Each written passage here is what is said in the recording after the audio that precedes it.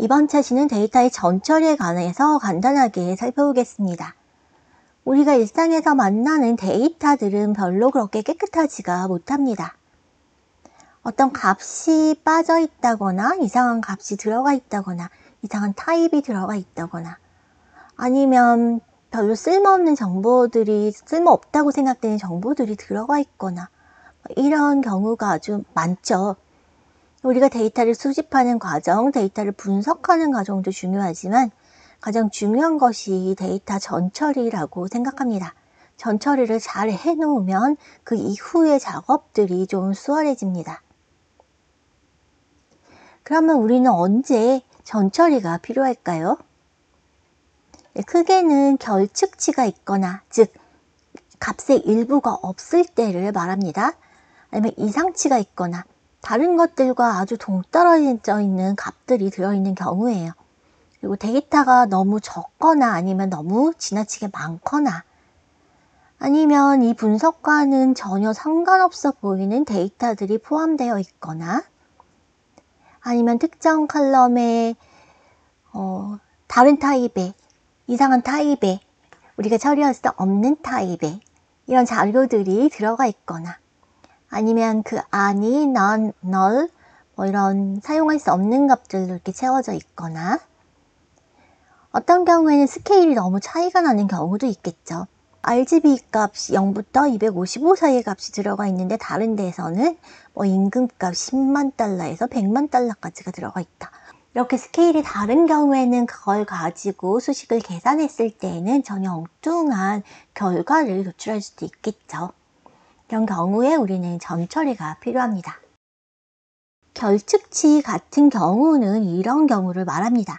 여기에서 에이지 같은 경우 닉하고 캐럴은 에이지가 없습니다.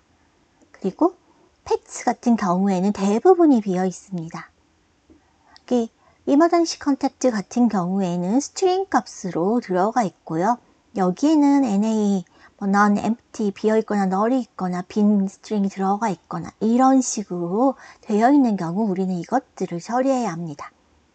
결측치를 처리하는 방법은 그냥 쉽게 그 행이나 열을 삭제하는 방법이 있고 다른 값으로 대체하는 방법이 있고 예측값을 삽입하는 방법이 있습니다.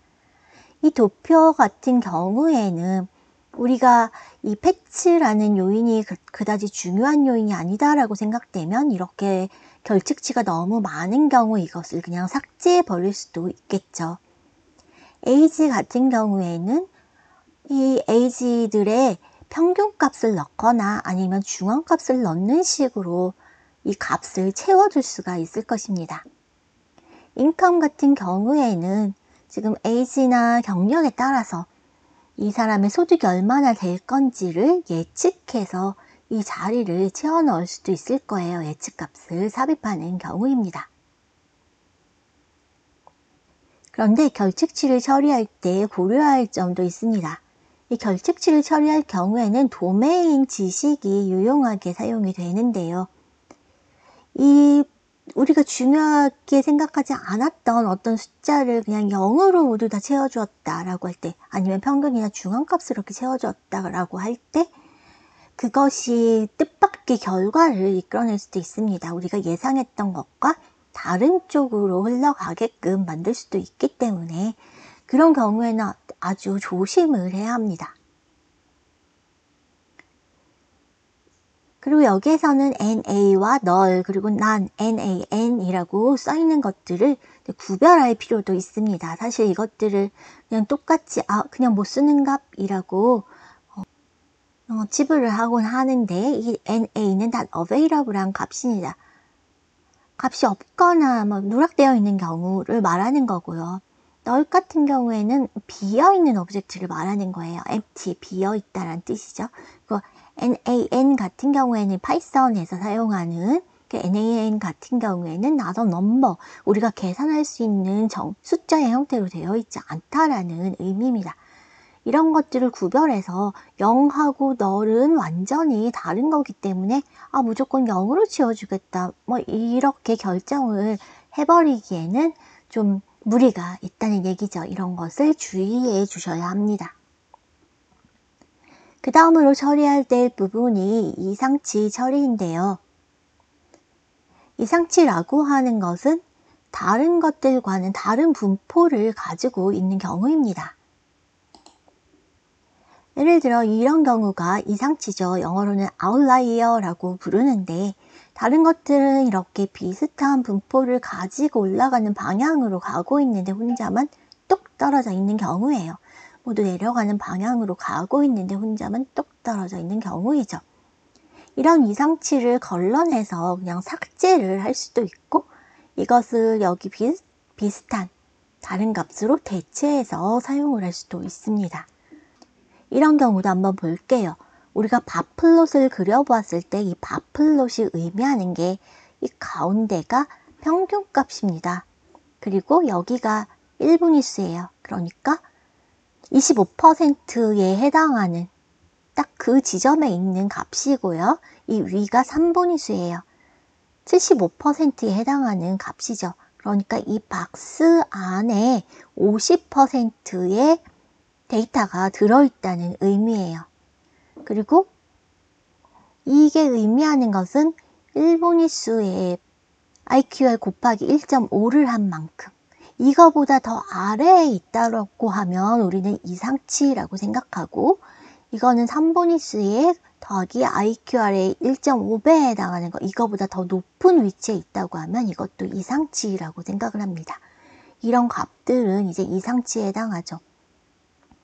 이런 이상치 때문에 뭐 평균값이 너무 지나치게 높아진다든가 너무 낮아진다든가 뭐 이런 경우가 발생하기 때문에 이런 것들을 처리를 해줘야 합니다.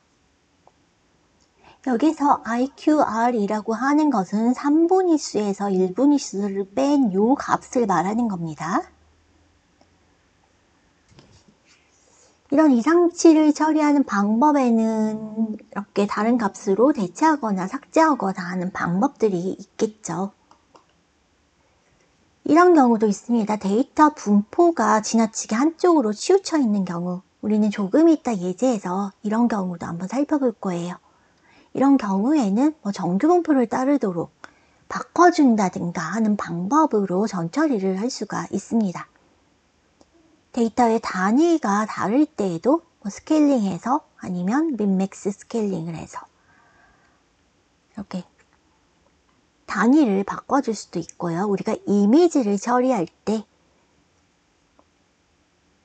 0부터 255 사이의 RGB 값을 0부터 1 사이의 값으로 바꿔주는 이 경우에는 단순히 250으로 나누어서 사용하는데 이런 사례도 예제를 통해 보게 되실 겁니다. 이런 경우도 한번 생각해 볼게요. 우리가 이미지 학습을 하려고 하는데 데이터가 턱없이 부족해요. 그러면 이미 있는 이미지 하나를 가지고 개수를 늘릴 수가 있겠죠. 그게 바로 이미지 아그멘테이션인데요. 약간 회전을 한다든가 반전, 좌우 반전을 한다든가 아니면 옆으로 살짝 이동을 한다든가 뭐 이런 식으로 해서 여러 개의 이미지를 생성을 해내게 됩니다. 이런 경우도 이제 전처리 단계에서 우리가 해야 할 일이죠. 지금까지 해온 것이 여기서 데이터 클리닝에 해당하는 부분이고요.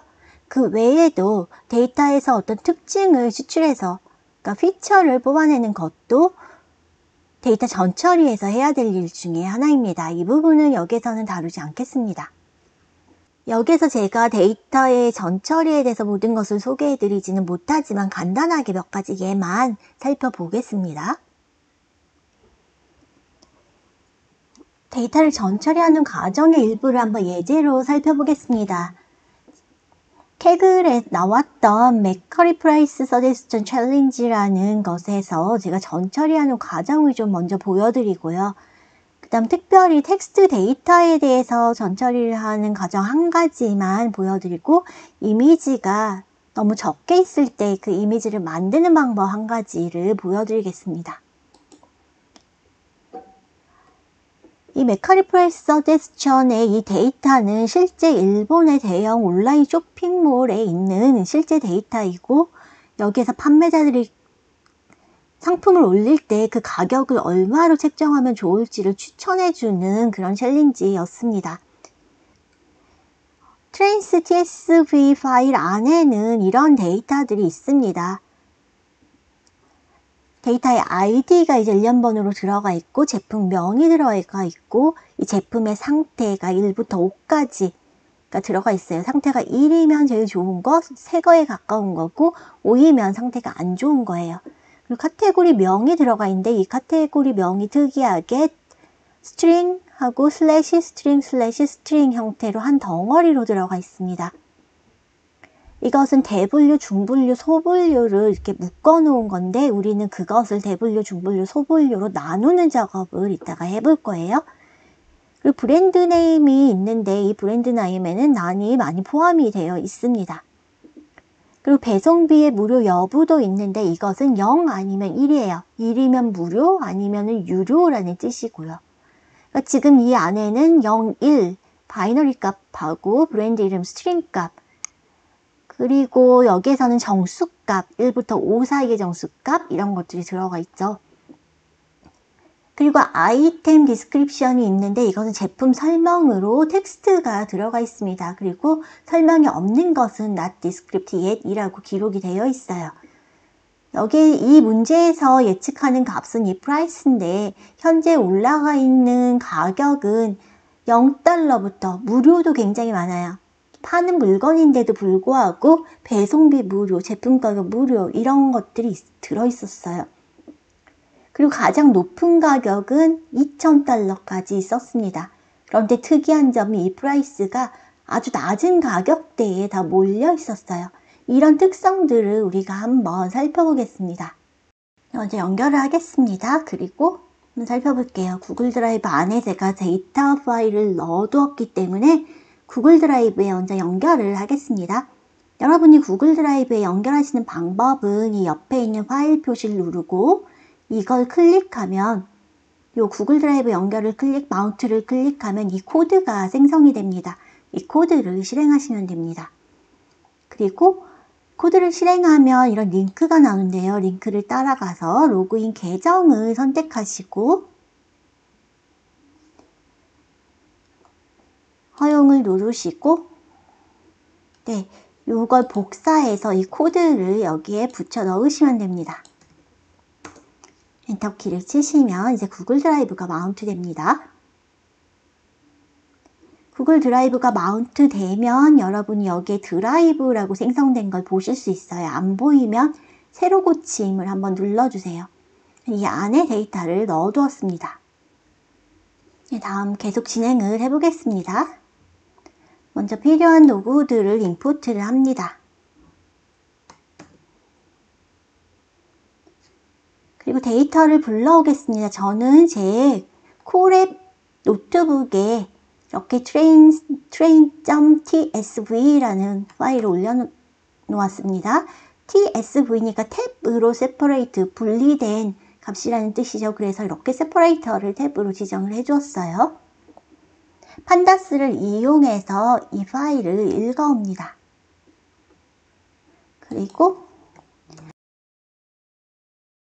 그리고 이것의 쉐입이 어떻게 생겼는지 한번 살펴볼게요. 쉐입은 이렇게 생겼습니다. 여러분이 파일을 읽고 나면 이렇게 쉐입을 한번 출력을 해보세요. 그러면 전체 아이템의 개수가 몇 개인지를 여러분이 쉽게 아실 수가 있습니다. 지금은 148만 2,535개가 있다고 나오고 컬럼은 8개가 있다고 나옵니다. 컬럼은 아까 여기 설명했던 이 8개의 컬럼입니다. 프라이스까지 포함한 컬럼입니다. 이 프라이스가 우리의 타겟 값이 되겠죠. 정답 레이블이에요. 그리고 여러분이 이렇게 헤드라고 쳐보시면 앞에서부터 3개, 지금은 제가 3이라고 썼기 때문에 앞에서부터 3개를 보여줍니다. 아무것도 쓰지 않는다면 이제 앞에서부터 5개를 보여줘요. 제가 한번 써볼게요. 헤드 정보를 이렇게 볼 수가 있습니다. 5개까지 보여주고 있고 아이디가 있고 이름이 있고 컨디션이 있고 카테고리 네임, 그러니까 분류가 있고 브랜드 네임도 있고 여기 난이 많이 들어있죠. 프라이스가 있고 쇼핑이 유료냐 무료냐가 있고 그리고 상세 설명, 제품에 대한 상세 설명이 텍스트형, 스트링 형태로 들어가 있다는 것을 여기서 보실 수 있습니다. 여러분 테일이라고 치면 제일 끝에서부터 5개를 볼 수 있어요. 여기 숫자를 지정해 주시면 지정해 주신 숫자까지 볼 수 있습니다. 그러면 일단 전체가 몇 개인지를 여기서 파악할 수 있죠. 나머지 내용은 헤드와 같습니다. 전처리에 관한 내용은 양이 좀 많아서 여기까지 하고 다음에 이어서 다시 하겠습니다.